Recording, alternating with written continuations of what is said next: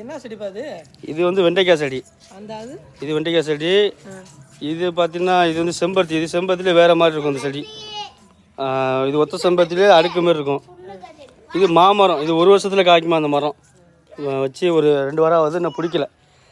இது செவ்வாழை வச்சு இது பிடிச்சிட்டு வச்சு 1 வாரம் தான் ஆகுது. செவ்வாழை இதை பிடிச்சி துளுத்துட்டு. இதெல்லாம் கீரை. இது வந்து தண்டு கீரை.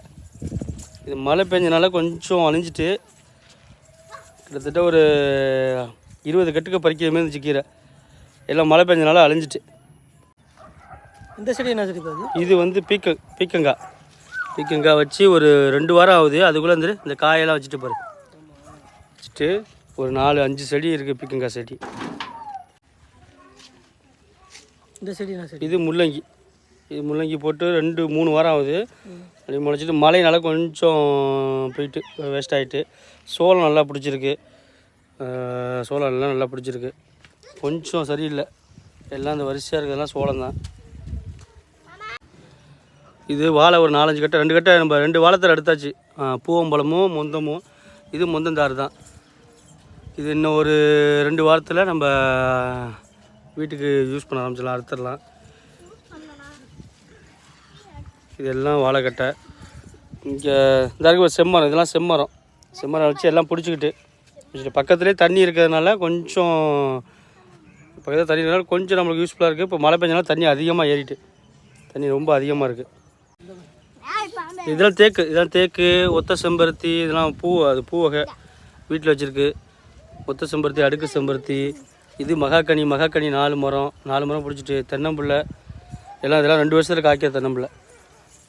இதெல்லாம் பிடிச்சிட்டு இப்போ தண்ணி நிற்கிறதுனால கொஞ்சம் சிரமம்.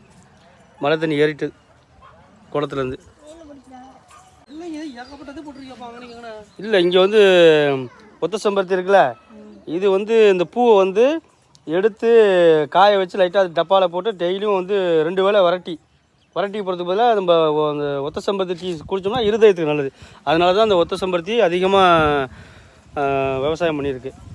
எல்லாம் நிறையா இருக்கும் ஒத்த செம்பருத்தி. இதுனா சுரக்காய். இது சுரக்காய். முள்ளங்கி அதிகமாக போட்டிருக்கு. அது மழையினால அதிகம் வீணாக போய்ட்டு. இதெல்லாம் சுரக்காய் போட்டிருக்கு. சுரக்காய் பிடிச்சிருக்கு.